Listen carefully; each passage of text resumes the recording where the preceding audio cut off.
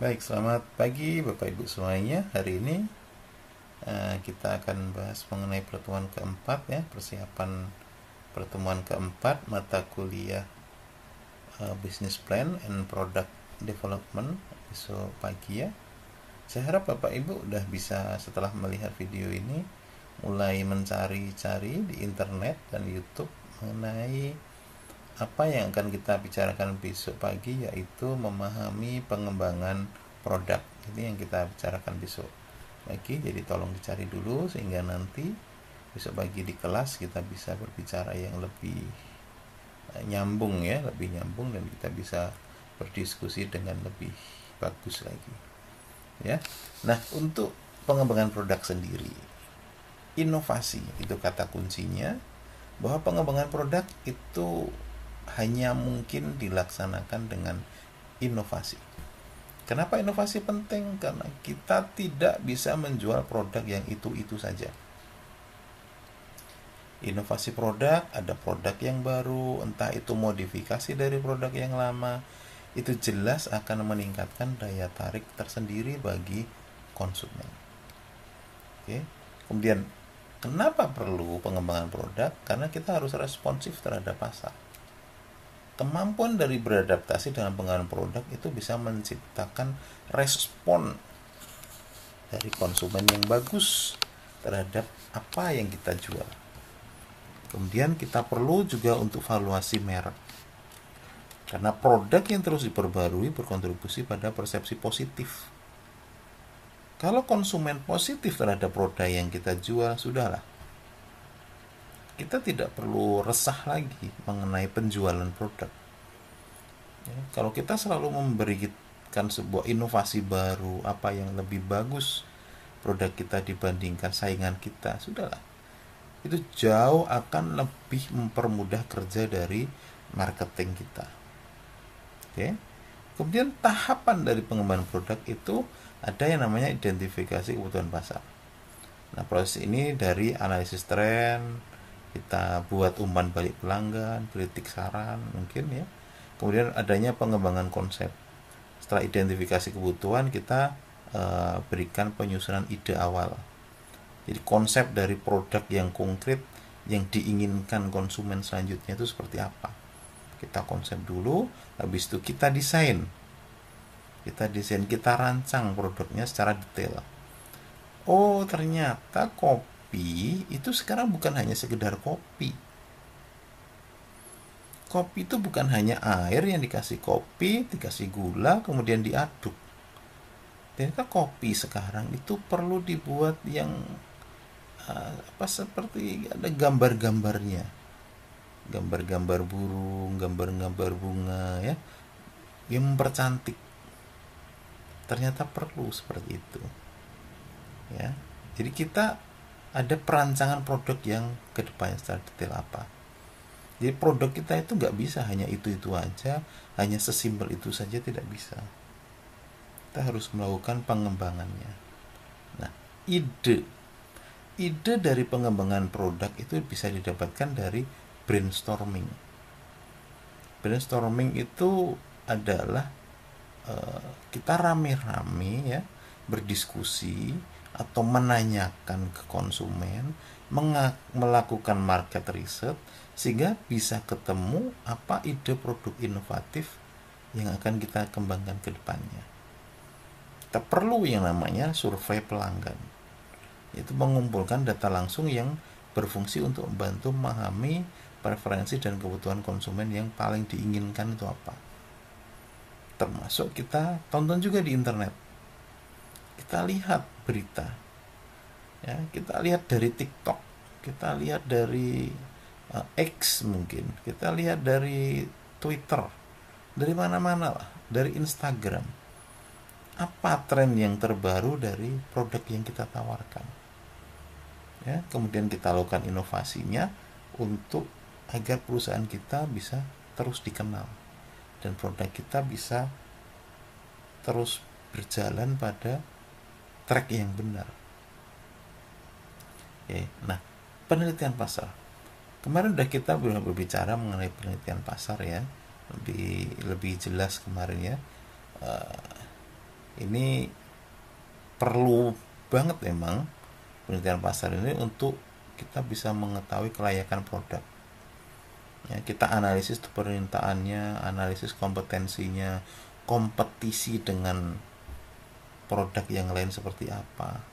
Kemudian kita hitung keuntungannya seberapa besar, kerugiannya seberapa besar ya. Kita harus tahu itu. Oke, kemudian pengembangan konsep.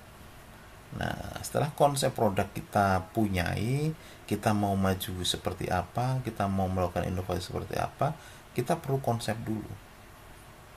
Kita buat sedikit, habis itu kita testing ke konsumen. Kita minta tuh umpan balik. Makanya biasanya kalau dari sebuah perusahaan yang besar, contohnya perusahaan makanan misalnya, mereka selalu testingnya itu di supermall misalnya. Di mall-mall yang besar itu kalau Anda lihat sering ada tester makanan. Itu biasanya produk-produk baru seperti itu mereka menjualnya seperti itu. Ya, para konsumen yang lewat mungkin mereka tidak begitu suka dengan kopi, kita kasih testernya. Kita suruh mereka merasakan, Pak coba dong kopi kita. Nah, mungkin kopi rasa vanila. Nah, itu kan inovasi baru. Ya, dilihat, dirasakan. Oh, maaf Pak, masukannya Pak. Oh, mungkin nggak vanila deh, saya lebih suka rasa apa mungkin. Boleh saja kita lakukan sebuah konsep baru. Nah, setelah konsep kita ada, kita validasi dengan para stakeholder. Ya, kita diskusi nih. Oh, Pak, setelah kita ada tester-tester di luar, ada market research di luar, ternyata konsumen sukanya seperti ini. Akhirnya stakeholder akan mempertimbangkan tuh apa produk yang paling tepat yang akan kita kembangkan. Nah, kemudian perlu ada iterasi konsep, yaitu hasil pengujian ya, untuk menyempurnakan konsep yang sudah kita buat sebelumnya.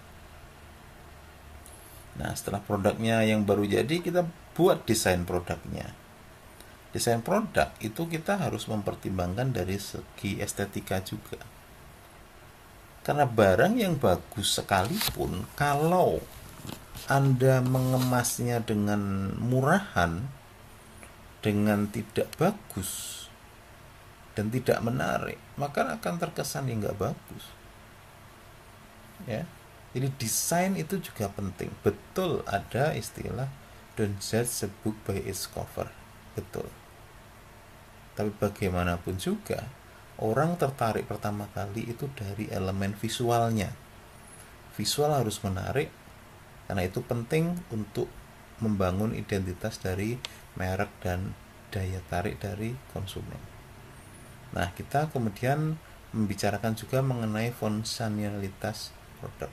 Fungsi nggak sih? Fungsinya bagus apa enggak? Atau cuman bagus bentuknya doang, padahal sebenarnya nggak pada fungsinya. Nah, itu juga perlu diperhatikan juga itu. Ya, kemudian dari kemudahan penggunaan. Gambarnya gak bagus, desainnya bagus, fungsinya bagus sih, tapi kok susah dipakai. Nah, itu juga masalah. Jadi selain bentuknya bagus, warnanya menarik, berfungsi bagus, dia juga harus gampang digunakan. Agar apa? Agar orang-orang yang dari semua segmentasi semua segmentasi pasar konsumen itu bisa memakai semua. Ya, itulah pentingnya namanya kemudahan penggunaan, easy of use, itu sangat penting. Nah, setelah selesai desain, kita mulai prototyping. Kita buat contohnya. Prototyping ini bisa membantu dalam mengevaluasi konsep produk secara awal. Jadi kalau konsepnya sudah sesuai, sudah oke, desainnya sudah oke, kita buat contohnya, kita buat prototipenya. Ya, berbagai jenis prototype itu ada yang namanya low fidelity, high fidelity, dan digital. Dia masing-masing punya tujuan spesifik. Ya, besok pagi akan saya berikan contohnya. Nah, untuk metodologi prototyping ini ya, yang sering digunakan bisa menggunakan agile, lean, dan design thinking. Tergantung buat prototipenya akan seperti apa. Yang penting mau cepet jadi biar bisa dites konsumen dulu, habis itu nanti konsumen memberikan masukan apa baru kita revisi prototipenya. Ada juga yang penting prototipenya itu kita buat agak lama, kita buat yang sempurna dulu prototipenya. Kalau prototipenya sudah sempurna bagus baru kita tes ke konsumen, ada seperti itu. Jadi tergantung dari produknya. Nah, prototipe sudah jadi, kita lakukan pengujian produk. Pengujian produk itu kita gunakan langsung kepada konsumen. Biar kita bisa tahu dari konsumen itu memberikan umpan balik terhadap produk yang baru kita tadi. Oke. Kemudian habis itu kita lakukan testing untuk membandingkan dari dua varian produk, ya, untuk menentukan mana yang lebih efektif dalam memenuhi kebutuhan pengguna. Oke, kemudian kita survei penerimaan. Survei penerimaan itu adalah mengevaluasi persepsi konsumen terhadap produk melalui pertanyaan struktur dan analisis statistik yang mendalam. Nah, kemudian strategi inovasi produk itu adalah inovasi berkelanjutan. Jadi mengadopsi inovasi berkelanjutan bantu perusahaan untuk meningkatkan produk dengan memenuhi kebutuhan dan harapan dari pelanggan. Jadi inovasi itu berkelanjutan, terus menerus. Nggak bisa kita inovasi hanya sekali, dua kali, ya, terus berkelanjutan. Dan jangan bosan, karena begitu kita bosan dalam melakukan inovasi, maka selesai juga perusahaan kita. Kemudian kita ada yang namanya inovasi disruptif. Inovasi disruptif itu adalah menciptakan sebuah pasar baru. Jadi kalau misalnya dari segmentasi di Bangka Belitung itu mungkin perusahaan kita produknya sudah jadi terlalu biasa karena mungkin kita sudah lama di Bangka Belitung. Bagaimana kalau kita inovasi disruptif dengan melebarkan sayap ke Palembang mungkin, atau kita jualan yang online biar bisa dirasakan produk kita sampai Jakarta, sampai Jogja, sampai Bali. Nah, itu inovasi disruptif.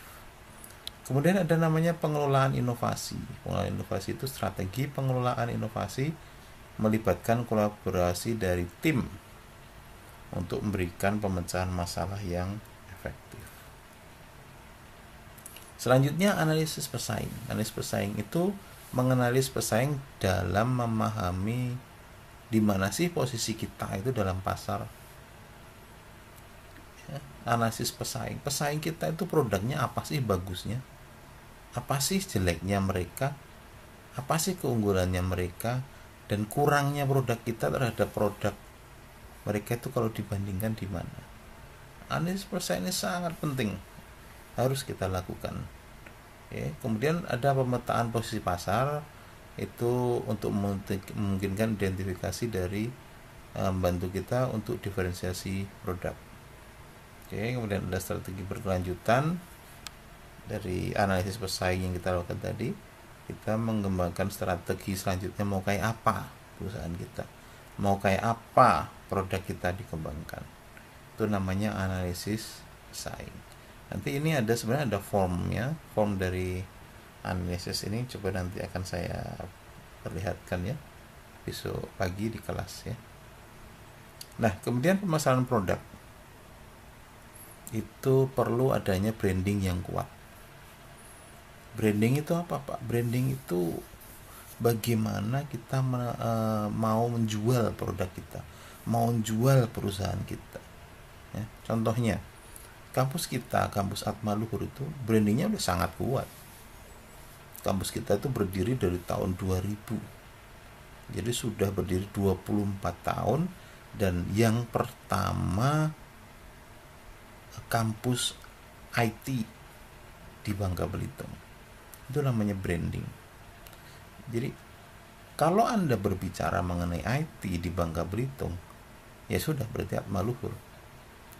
Kalau Anda berbicara mengenai orang-orang dengan kemampuan IT terbaik di dinas-dinas, ya, di pemerintahan, di perusahaan-perusahaan yang ada di Bangka Belitung, itu yang kita ngomongin lulusan dari Atma Luhur. Nah, itu yang namanya branding yang kuat. Kemudian ada namanya strategi promosi terintegrasi, yaitu menggunakan berbagai saluran distribusi untuk promosi. Ya, ini bisa lewat online atau lewat offline.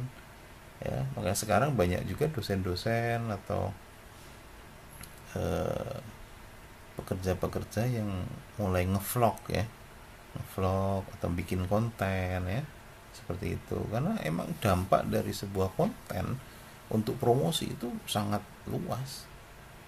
Mulai banyak ibu-ibu rumah tangga yang membuat konten di Facebook mungkin ya.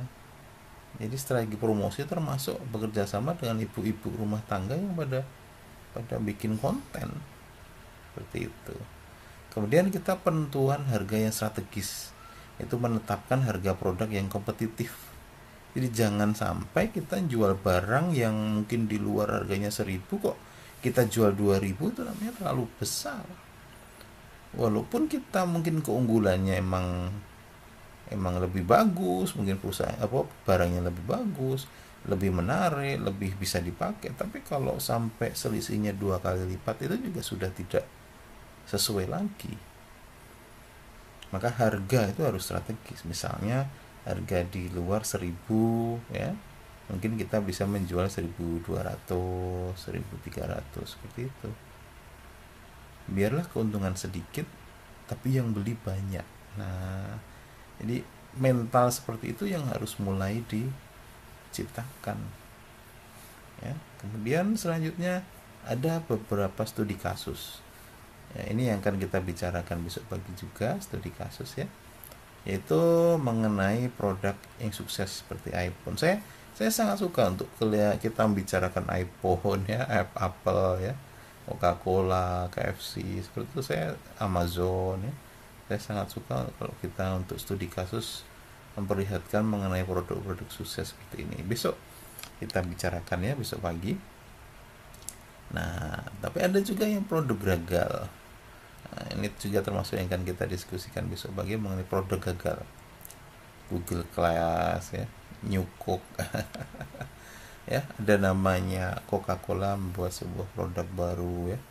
Kenapa tetap nggak bisa berhasil, seperti apa sih masalahnya? Nah, seperti itu. Artinya perusahaan besar pun bahkan saat melakukan inovasi mereka juga bisa saja gagal, bisa. Termasuk yang kemarin siapa, mobil yang baru yang dibuat itu ada tenaga listrik ya, tapi ternyata peluncurannya tidak sebagus yang seperti diharapkan ya. Itu kondisi nyata yang terjadi ya. Nah, kemudian jadi kesimpulan dari pertemuan kita nanti adalah mengenai strategi diferensiasi, yaitu mengembangkan produk dengan keunikan untuk meningkatkan daya tarik di pasar, bisa memperkuat posisi merek dan loyalitas dari konsumen. Kemudian pentingnya uji coba, yaitu uji coba produk yang efektif itu akan bisa mendukung validasi dari konsep, minimalkan resiko, dan memastikan keberhasilan pemasaran di segmen sasaran.